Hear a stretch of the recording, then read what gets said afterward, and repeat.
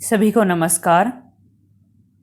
आज हम जो 9th एसएसटी का ज्योग्राफी का जो पहला चैप्टर पढ़ रहे थे, समकालीन भारत वन, जो आपकी पुस्तक का नाम है, उसका हम पहला पाठ पढ़ रहे थे। और पहला जो पाठ है, आपका चैप्टर है, उसका हमने आधा जो था वो पढ़ लिया था कि भारत का मैप हमने समझने की कोशिश की थी कि भारत जो है वो ग्लोब पर कहाँ पर स्थित है, भारत की स्थिति क्या है, भारत का क्षेत्रफल कितना है, भारत की जो बॉर्डर्स है उसकी लंबाई कितनी है, और विश्व में जो भारत है वो कौन से नंबर पे बड़ा देश है। ये सब चीज़ें जो है वो हमने इस पाठ के पहले पार्ट में की थी। आगे हम इस पाठ को शुरू करते हैं। तो ये जो पाठ है, ये पूरा का पूरा भारत का जो आकार है, स्थिति है, उसके बारे में बताता है। तो अभी जो आगे आ रहा है इस पाठ में, उसमें क्या है, ये कहता है कि भारत, हमने पढ़ा था कि एशिया महाद्वीप का पार्ट है, और ये क्या कहता है कि भारत जो है वो एशिया महाद्वीप के जो पूर्व और पश्चिम के मध्य में स्थित है। ठीक है, किस प्रकार से पूर्व और पश्चिम के मध्य में स्थित है वो मैं आपको मैप पे समझाऊंगी। जो भारतीय भूभाग है वो एशिया महाद्वीप का दक्षिणी विस्तार है। एक ही बात है ये, मतलब ये क्या कहना चाहता है कि भारत जो है वो पूर्वी एशिया और पश्चिम एशिया के मध्य में है, और एशिया का दक्षिणी भाग है। ठीक है, यानी कि एशिया के दक्षिण में है भारत, और हिंद महासागर जो कि पश्चिम में यूरोपीय देशों और पूर्वी एशियाई देशों को मिलाता है, भारत को केंद्रीय स्थिति प्रदान करता है। कहने का मतलब क्या है, हिंद महासागर जो है वो भारत से यूरोपीय देशों को भी मिलाता है और पूर्वी एशियाई देशों को मिलाता है, और इस वजह से भारत को केंद्रीय स्थिति मतलब भारत जो है वो सेंटर में आ जाता है। एक तरफ उसके यूरोपीय कंट्रीज है और दूसरी तरफ क्या है, पूर्वी ईस्टर्न एशियाई जो देश हैं वो है, उनके बीच में भारत है, और किस वजह से, हिंद महासागर जो है उनको ऐसी स्थिति प्रदान करता है। और फिर क्या कहता है कि जो दक्षिण का पठार है वो हिंद महासागर में शीर्षवत फैला हुआ है। किस तरह से फैला हुआ है, शीर्षवत, यानी कि हिंद महासागर में ये दिखाई देता है कि हिंद महासागर का एक तरह से सिर है, और पश्चिम एशिया, अफ्रीका, यूरोप के देशों के साथ साथ पूर्वी एशिया के देशों से भी पूर्वी तट के माध्यम से निकटतम संबंध बनाए हुए। यानी कि हिंद महासागर की बात यहाँ पे अगर करें तो क्या कहता है, हिंद महासागर जो है वो पश्चिम एशिया, अफ्रीका और यूरोप के देशों से तो हमारा संबंध बनाता ही है, और जो पूर्वी एशिया के देश है उनसे भी पूर्वी तट के माध्यम से हमारा संबंध है। ठीक है, और हिंद महासागर की जैसे कि सीमा, भारत की तटीय सीमा हिंद महासागर में है, ऐसी किसी भी महासागर में किसी भी देश की नहीं है। इस वजह से भारत का नाम जो है वो हिंद महासागर, जो ये महासागर है उसका नाम भारत के नाम पर रखा गया, क्योंकि भारत का नाम क्या है, हिंदुस्तान, और इस महासागर का नाम क्या है, हिंद महासागर। इसी वजह से भारत की इस स्थिति के कारण कि समुद्र में भारत इस तरह से है, इस वजह से इस महासागर का नाम जो है वो भारत के नाम पर रखा गया है। ऐसा कोई भी महासागर आपको दुनिया में देखने को नहीं मिलेगा। अभी जो हमने पढ़ी वो चीज़ें मैं आपको मैप पे समझाती हूँ। सबसे पहली बात क्या थी, ये कहता है कि भारत जो है वो पश्चिम एशिया जो है, मान लो आपका ये एशिया है, ठीक है, ऊपर जो आपका रसिया जो है वो रह गया। अब अगर आप इस तरह से इसको देखते हैं पूरे मैप को, तो आपको ये दिखाई देगा कि ये पूरा एशिया है। ठीक है, इस तरह से आपका ये एशिया है। भारत इस मैप पे कहाँ है, आप देखेंगे यहाँ पे वेस्ट है और यहाँ पे ईस्ट है। ठीक है, और यहाँ पे नॉर्थ हो गया। अब एशिया यहाँ तक है। ठीक है, नीचे तो समुद्र है, तो भारत जो है वो कौन से एशिया में है, भारत साउथ में है। ठीक है, भारत जो है वो दक्षिण एशिया में है। यहाँ पे भारत पश्चिम एशिया और पूर्वी एशिया के मध्य में स्थित है। एक बात आप समझेंगे। दूसरी बात आपको क्या कहता है कि भारत जो है, इसमें जो हिंद महासागर है वो क्या करता है, यहाँ पे आपको हिंद महासागर दिखाई दे रहा है। ठीक है, और अरब सागर है यहाँ पे बंगाल की खाड़ी है। जो हिंद महासागर है वो पश्चिम देशों को और पूर्वी देशों को मिलाता है। यहाँ पे पूर्वी देश है, कौन कौन से, इंडोनेशिया है, सुमात्रा है, आपको दिखाई दे रहा होगा, मलेशिया है, सिंगापुर है। इन सब देशों को कौन मिलाता है, हिंद महासागर। आपको दिख रहा होगा ना, यहाँ पे सिंगापुर, मलेशिया, इंडोनेशिया है यहाँ पे, और ये जो थाईलैंड है, ये सब जो फिलीपींस है, ये सब ईस्टर्न कंट्रीज है। इन सारे देशों को यहाँ पे जो पश्चिम देश है, यूरोपियन कंट्रीज है या पश्चिमी एशिया के देश है, उन सबको कौन मिलाता है? उन सबको हिंद महासागर मिलाता है। इस वजह से भारत की जो स्थिति यहाँ पे बनती है वो एक सेंट्रल स्थिति बनती है, केंद्रीय स्थिति आपकी यहाँ पे बन जाती है। अब आपका जो पूर्वी तट और पश्चिमी तट है, आप उसको अगर थोड़ा सा समझे तो ये जो पूर्वी तट है आपका यहाँ पे जो बंगाल की खाड़ी से लगता है, और ये पश्चिमी तट जो अरब सागर में लगता है, पश्चिमी तट से पश्चिमी देशों के साथ संबंध बनता है, और जो पूर्वी तट है उससे पूर्वी एशियाई देशों के साथ आपका संबंध बनता है। ठीक है, और आपको जो यहाँ पे दिखाई दे रहा होगा लाल सागर यहाँ पे है, यहाँ पे लाल सागर है, जो अरब सागर है उसी से यहाँ पे लाल सागर मिल जाता है, और फिर लाल सागर के ऊपर आपका जो है वो है भूमध्य सागर यहाँ पे है। ठीक है, अब ये जो लाल सागर है और ये जो भूमध्य सागर यहाँ पे है उसको कौन जोड़ता है? उसको स्वेज नहर जोड़ती है। आपको यहाँ पे स्वेज नहर दिखाई दे रही होगी, ऊपर है भूमध्य सागर और नीचे है लाल सागर, इन दोनों को जोड़ती है स्वेज नहर।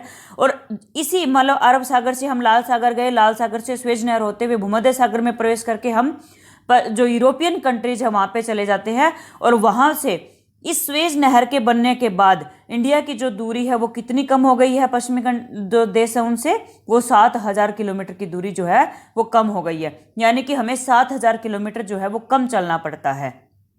अब जो है देखिए, समुद्र जो है हमारे में बहुत महत्वपूर्ण भूमिका निभाता है, क्योंकि भारत एक प्रायद्वीप है। प्रायद्वीप किसको बोलते हैं?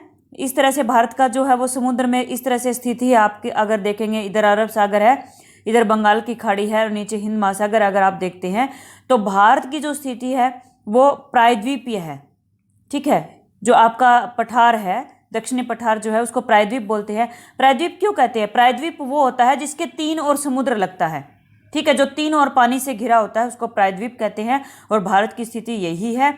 और इस वजह से जो है एक तरफ आपके जो इंडिया का मैप है उसमें एक तरफ आपके जो है वो है जो ईस्ट एशियन कंट्री है, और आपका एक तरफ जो है पश्चिम जो देश है वो है, एक तरफ आपको दिखता है अफ्रीका है।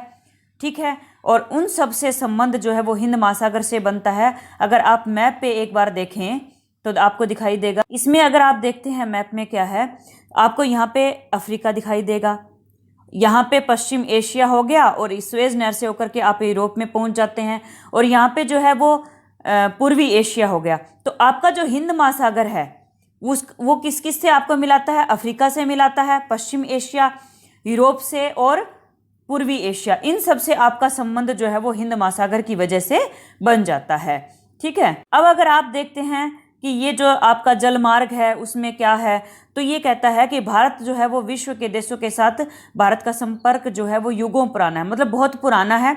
पहले क्या होता था कि भारत में अगर कोई यात्री आता था तो वो किस तरह आते थे? वो दर्रों से होकर के आते थे। दर्रे किसे कहते हैं?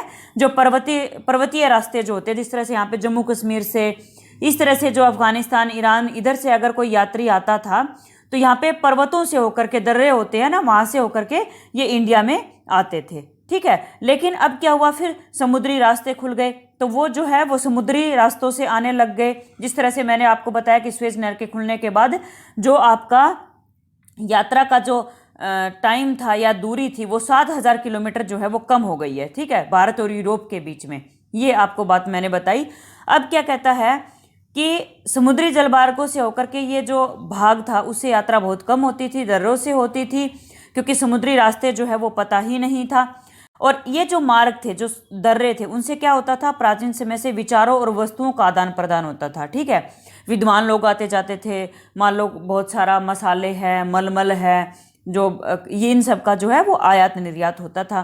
जैसे भारत के ग्रंथ है उन सब को, जैसे उपनिषद है, रामायण है, पंचतंत्र है, भारतीय अंक और दशमलव प्रणाली जो है वो पूरे विश्व में पहुंच सकी इन्हीं रास्तों की वजह से। ठीक है, जैसे मसाले, मलमल आदि कपड़े, व्यापार के अन्य सामान भारत से विभिन्न देशों को ले जाए जाते थे। और क्या होता था, भारत में क्या चीज़ें आती थी? यूनानी स्थापत्य कला। स्थापत्य कला क्या होता है? जैसे भवन निर्माण हो गया, मंदिर निर्माण हो गया, ये सब जो है वो। और पश्चिम एशिया की वास्तुकला के प्रतीक मीनारों, गुंबदों का प्रभाव भारत के विभिन्न भागों में देखा गया। यानी कि पश्चिम एशिया में और यूनान में, इन सब में जिस तरह के स्ट्रक्चर थे, जिस तरह के भवन थे, मीनार थी, गुंबद थे, उस तरह के स्ट्रक्चर जो है वो भारत में भी उस समय में बने हुए आपको दिखाई देते हैं। अब हम पढ़ेंगे भारत के जो पड़ोसी देश हैं वो अगर हम पढ़ेंगे तो भारत जो है वो दक्षिण एशिया में है। हमने आपको मैप पे दिखाया था। भारत में जो है वो यहाँ पे लिखा है कि 28 राज्य और 9 केंद्र शासित क्षेत्र हैं। ठीक है, भारत में 9 केंद्र शासित क्षेत्र नहीं है, भारत में केंद्र शासित क्षेत्र हैं 8, क्योंकि आपका जो दादरा नगर हवेली और दमन एवं दीव हैं वो अलग अलग थे पहले यूटी, अब उनको मिला करके एक कर दिया गया है तो वो 8 रह गए। ठीक है, पहले आपके 9 थे, क्योंकि जम्मू कश्मीर और लद्दाख अगर आप यहाँ पे मैप पे देखते हैं तो इस तरह से जम्मू कश्मीर को जो है उसको स्टेट से हटा दिया था, क्योंकि पहले 29 राज्य थे और जम्मू कश्मीर और लद्दाख को दोनों को अलग कर करके जब यूनियन टेरिटरी बनाया तो 2 यूनियन टेरिटरी बने, एक जम्मू कश्मीर और एक लद्दाख, 2 बन गए थे। तो यूनियन टेरिटरीज जो है वो आपके 9 हो गए थे और राज्य आपके 28 हो गए थे। ठीक है, राज्य अभी भी 28 हैं, लेकिन आपके यूनियन टेरिटरी जो है वो 8 हो गए हैं, क्योंकि जो आपका दमन एवं दीव और दादरा नगर हवेली है उनको मिला करके अब एक कर दिया गया है। तो आपके यूनियन टेरिटरी जो है वो 9 नहीं अब 8 हैं। ठीक है, अभी जो अब हम मैप से अब देख लेते हैं कि भारत के पड़ोसी देश कौन से हैं, तो उसमें कौन कौन से स्टेट जो है वो हर देश से लगते हैं वो हम देखेंगे। सबसे पहले हम पाकिस्तान को देख लेते हैं कि पाकिस्तान जो है उससे हमारे कौन कौन से स्टेट लगते हैं। तो पाकिस्तान अगर आप देखते हैं यहाँ पे, अगर आपको दिखाई दे रहा होगा पाकिस्तान के बॉर्डर मैप, अगर आप ध्यान से समझते हैं तो आपको समझ में आ जाएगा कि यहाँ पे पाकिस्तान के बॉर्डर में सबसे पहला राज्य कौन सा लगता है। सबसे पहला है आपका जम्मू कश्मीर, दूसरे नंबर पे है आपका पंजाब, तीसरे नंबर पे राजस्थान और चौथे नंबर पे आपका है गुजरात। ये 4 राज्य जो है वो पाकिस्तान से आपके लगते हैं। आपको पूछते हैं कि कौन कौन से देश जो हैं वो भारत की सीमा से लगते हैं, अंतर्राष्ट्रीय बॉर्डर है। और एक प्रश्न ये होता है कि देश का नाम दे देते हैं कि पाकिस्तान से कौन कौन से राज्य लगते हैं, कौन कौन से स्टेट लगते हैं, बांग्लादेश को कौन कौन से स्टेट की बॉर्डर छूती है। ये प्रश्न जो है आपके बार बार पूछे जाते हैं। तो जैसे हमने अभी पाकिस्तान को देखा, तो आगे हम जो है वो चाइना को अगर देख लेते हैं कि चाइना को है कौन कौन से स्टेट जो है वो चाइना की बॉर्डर से लगते हैं, वो अगर हम देखें तो आपको यहाँ पे चाइना दिखाई दे रहा है। तो अगर आप क्रम से लगते हैं, सबसे पहले आप देखेंगे तो जम्मू कश्मीर है आपका है जो चाइना बॉर्डर लगता है, दूसरा आपका हिमाचल प्रदेश है, यहाँ पे आपको दिख रहा होगा, तीसरे नंबर पे आपका उत्तराखंड आ जाता है, फिर उत्तराखंड के बाद जो है वो नेपाल आ जाता है। ठीक है, नेपाल के बाद अगर आपको यहाँ पे दिखाई दे रहा होगा तो ये सिक्किम है, यानी कि चौथा जो आपका स्टेट है वो है सिक्किम जो चीन से लगता है। और फिर उसके बाद आपको सिक्किम के बाद दिखाई दे रहा होगा भूटान है। ठीक है, और भूटान के बाद अरुणाचल प्रदेश, यानी कि 5वां जो राज्य है जो चीन की सीमा से लगता है वो है अरुणाचल प्रदेश।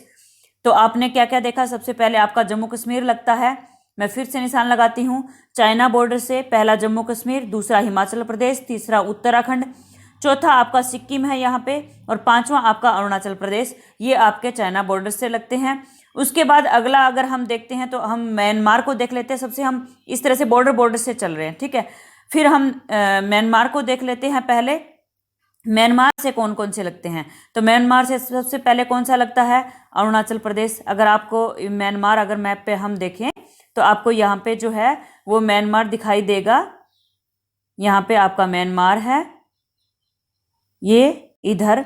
तो म्यांमार से कौन कौन से, ये म्यांमार है पूरा इस तरह से। तो सबसे पहले आपका अरुणाचल प्रदेश लगता है म्यांमार से। ठीक है, फिर उसके बाद आपको दिखाई दे रहा होगा यहाँ पे नागालैंड है, दूसरा स्टेट नागालैंड है, और तीसरा मणिपुर है, और चौथा मिजोरम। 4 जो स्टेट हैं वो म्यांमार से लगते हैं, बर्मा पहले इसको कहते थे, उससे लगते हैं। उसके बाद अगर हम बांग्लादेश को देखते हैं तो बांग्लादेश से कौन कौन से, बांग्लादेश की बॉर्डर को आपको बिल्कुल ध्यान से समझना है क्योंकि यहाँ पे कन्फ्यूजन होता है। और बांग्लादेश जो है ना, अगर आपको पूछा जाए कि कौन से देश की सीमा सबसे ज़्यादा जो लगती है भारत के, तो वो है बांग्लादेश। बांग्लादेश की जो है वो सबसे लंबी सीमा लगती है क्योंकि चारों तरफ इंडिया है बांग्लादेश के। ठीक है, तो हम देख लेते हैं क्योंकि नीचे तो समुद्र है। तो सबसे पहला अगर हम देखें तो क्रम से अगर हम समझते जाएं तो बांग्लादेश आपको यहाँ पे दिख रहा है, यहाँ पे है। सबसे पहले आपका लगता है सिक्किम बांग्लादेश से। ठीक है, दूसरा आपका यहाँ पे दिख रहा होगा, यहाँ पे है असम। ठीक है, उसके बाद अगला आपका है मेघालय। एक बार फिर से मैं दिखाती हूँ आपको, यहाँ पे आपका है मेघालय जो बांग्लादेश से लगता है।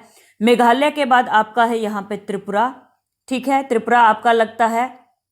असम जो है वो 2 बार लग रहा है। अगर आप असम को देखेंगे ध्यान से, मैं आपको दिखाती हूँ, तो असम जो है वो 2 बार लगेगा। एक बार मैं बड़ा करके आपको अच्छे से दिखा देती हूँ। असम जो है उसकी बॉर्डर आपको 2 बार लगती हुई दिखाई देगी। यहाँ पे देखिए, एक तो यहाँ पे लगती है असम की बॉर्डर, और दूसरी जो है वो यहाँ पे लगती है त्रिपुरा से पहले। ठीक है, यानी कि असम जो है उसके बीच में मेघालय आ जाता है। इस तरह से असम है आपका, इस तरह से असम का स्ट्रक्चर है, और नीचे फिर आपका त्रिपुरा आ जाता है। ठीक है, असम 2 बार छूता है। ये आपका हो गया कि सबसे पहले सिक्किम है, सिक्किम के बाद आपका जो है वो असम है, असम के बाद आपका मेघालय है, मेघालय के बाद आपका त्रिपुरा है, और त्रिपुरा के बाद आपको दिखाई देगा मिजोरम। क्योंकि ये बांग्लादेश इस तरह से है ना, तो यहाँ पे मिजोरम है। मिजोरम भी जो है वो बांग्लादेश की सीमा को छूता है। उसके बाद आपका इधर जो है वेस्ट में पश्चिम बंगाल है, जो बांग्लादेश को छूता है। ठीक है, और उसके बाद सबसे मेन जो है वो आप याद रखेंगे, यहाँ पे बिहार की बॉर्डर भी लगती है। आपको मैप पे अच्छे से दिखाई नहीं देगी, लेकिन यहाँ पे छोटी सी, बिल्कुल छोटी सी बॉर्डर जो है वो बांग्लादेश से बिहार की भी लगती है। इस तरह से आपके कौन कौन कितने हो गए? अरुणाचल प्रदेश हो गया, नहीं अरुणाचल प्रदेश इसमें नहीं है, असम, सिक्किम, असम, मेघालय, त्रिपुरा, मिजोरम, बिहार और पश्चिमी बंगाल। कितने हो गए? 1 2 3 4 7 हो गए। 7 स्टेट जो है वो बांग्लादेश की बॉर्डर से लगते हैं। इस प्रकार हमने ये देख लिया। अब हम नेपाल को देखते हैं। नेपाल से जो है सबसे पहले आपका दिखाई देगा, यहाँ पे नेपाल है, नेपाल की बॉर्डर यहाँ पे उत्तराखंड लगता है। उसके बाद अगर हम आगे बढ़ते हैं तो उत्तर प्रदेश लगता है। उत्तर प्रदेश के अगर बाद हम आगे बढ़ें तो बिहार लगता है। बिहार के बाद अगर आप यहाँ पे ध्यान से देखेंगे तो चिकन नेक है, यानी कि पश्चिम बंगाल की थोड़ी सी इस तरह से यहाँ पे पश्चिम बंगाल आ जाता है। तो पश्चिम बंगाल की बॉर्डर भी आपको नेपाल से छूती हुई दिखाई देगी, और पश्चिमी बंगाल के बाद आपको यहाँ पे सिक्किम दिखाई देगा, जो कि नेपाल को छूता है। ठीक है, उसके बाद हम भूटान को देखते हैं कि भूटान से भारत के कौन कौन से स्टेट लगते हैं।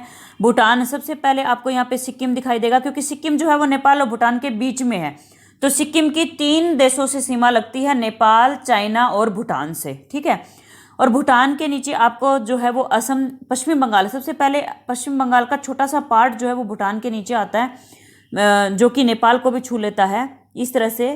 तो यहाँ पे सबसे पहले सिक्किम लगता है, फिर उसके बाद पश्चिम बंगाल लगता है, उसके बाद असम, असम की अच्छी खासी बॉर्डर यहाँ पे लगती है, और फिर अरुणाचल प्रदेश जो है वो भूटान को छूता है। अरुणाचल प्रदेश की 3 देशों से सीमा लगती है, चाइना, भूटान और म्यांमार। 3 देशों से अरुणाचल प्रदेश की सीमा लगती है। इस प्रकार हमने ये जो कंट्रीज है वो देख लिए। उसके बाद हम श्रीलंका और मालदीव को अब हम देखेंगे।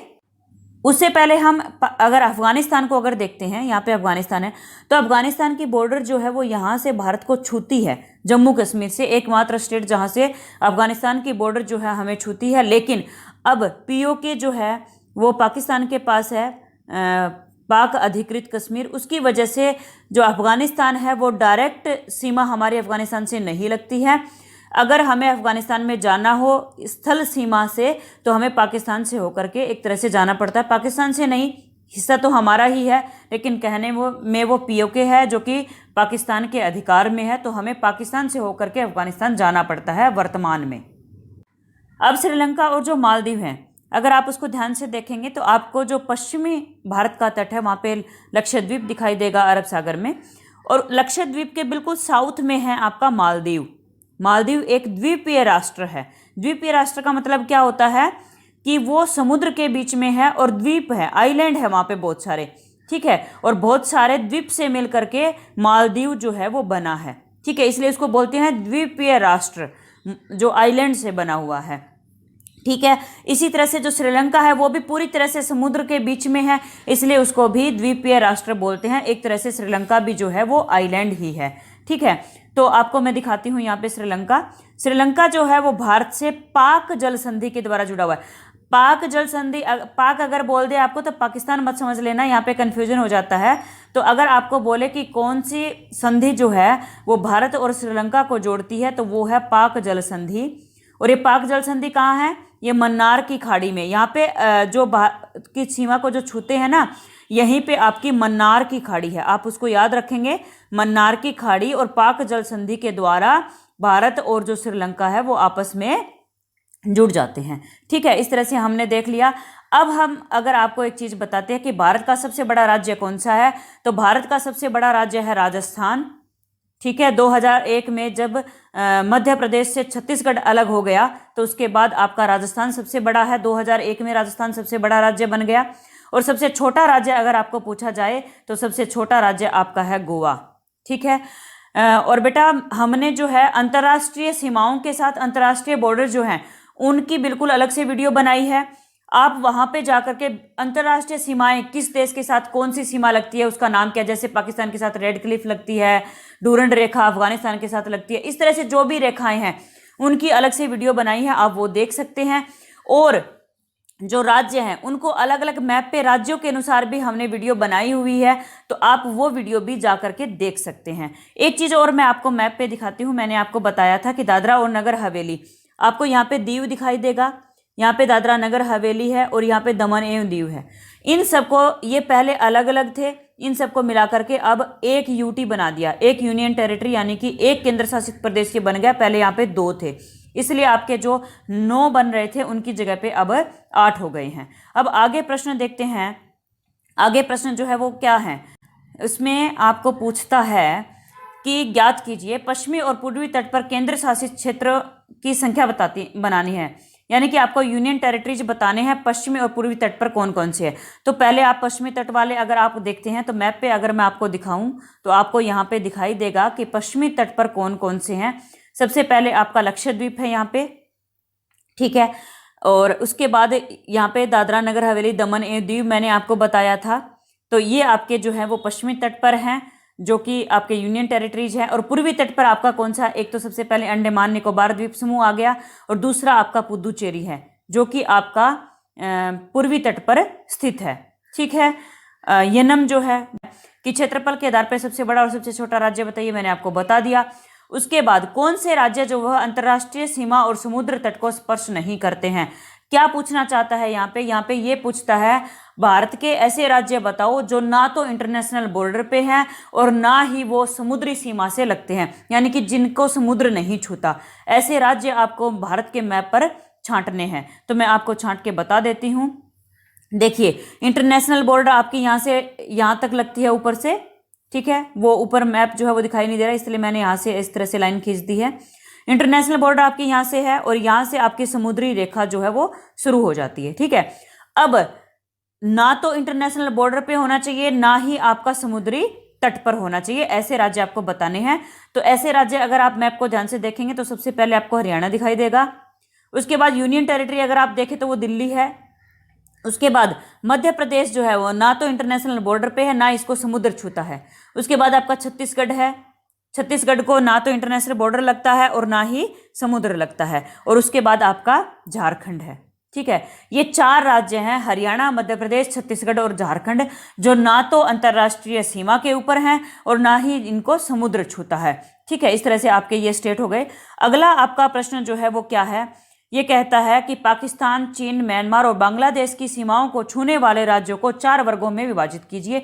हमने आपको बहुत अच्छे से बता दिए हैं कि पाकिस्तान को कौन से राज्य छूते हैं, चीन, म्यांमार और बांग्लादेश को कौन कौन से राज्यों की सीमाएं छूती हैं। हमने मैप से आपको समझा दिया है।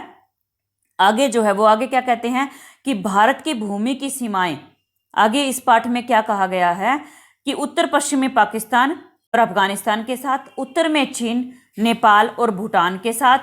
ठीक है, चीन, नेपाल और भूटान के साथ, और पूर्व में म्यांमार एवं बांग्लादेश के साथ लगती है।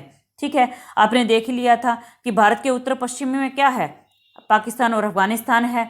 उत्तर में चाइना, तिब्बत है, नेपाल और भूटान भी नॉर्थ में ही है।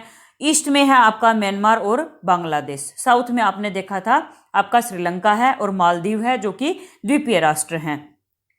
अगर आपको क्या कहना, आगे आपको बताता है, क्या आप जानते हैं, कहता है कि सन 1947 से पूर्व भारत में 2 प्रकार के राज्य थे। अगर आपको पेपर में पूछा जाए कि भारत में 1947 से पूर्व कितने प्रकार के राज्य थे, तो वो 2 थे। एक तो थे प्रांत और दूसरे थे रियासत। अब इनमें अंतर क्या है, प्रांत तो वो होते थे जहाँ पे वायसराय होता था और रियासत वो होती थी जहाँ पे राजा नवाब होते थे जो कि शासन करते थे। तो अब यहाँ पे क्या कहता है कि वायसराय द्वारा नियुक्त अंग्रेज अधिकारी, ठीक है, जिसको वायसराय नियुक्त कर देता था। वो अंग्रेज अधिकारी जो है वो प्रांतों पर शासन करता था और रियासत जो थी वो स्थानीय शासकों द्वारा शासित की जाती थी। और कैसे होती थी वो? पैतृकता के आधार पर। पैतृकता का मतलब क्या है? पैतृक संपत्ति है कि एक राजा जो है उसके संतान को वो मिल जाता है, उसकी संतान जो है उसको आगे फिर मतलब वंश दर वंश जो है वो ट्रांसफर होता जाता है। फिर अंग्रेजी शासकों की प्रभुसत्ता मानकर स्वायत्तता से किया जाता था। मतलब क्या कहते थे, जो स्थानीय शासक थे, जो रियासत थी, वो क्या करते थे, अंग्रेजों की अधीनता स्वीकार कर लेते थे और फिर आज़ादी से अपना जो है वो शासन जो है वो चलाते थे। ठीक है। फिर आगे जो है मैंने आपको वैसे ये बता ही दिया है कि दक्षिण में समुद्र जो पार हमारे दो पड़ोसी देश हैं, द्वीप राष्ट्र हैं, श्रीलंका और मालदीव। मैंने आपको ये बता दिया। भारत और श्रीलंका के बीच में छोटा समुद्री रास्ता है जहाँ पे क्या है, पाक जल संधि है और मन्नार की खाड़ी है। मालदीव जो है वो लक्षद्वीप के दक्षिण में है, मैंने मैप पे आपको दिखा दिया है। और भारत जो है उसके पड़ोसी देशों के साथ जो है हमेशा से ही हिस्टोरिकल और ज्योग्राफिकल जो रिलेशन है वो बहुत अच्छे रहे हैं।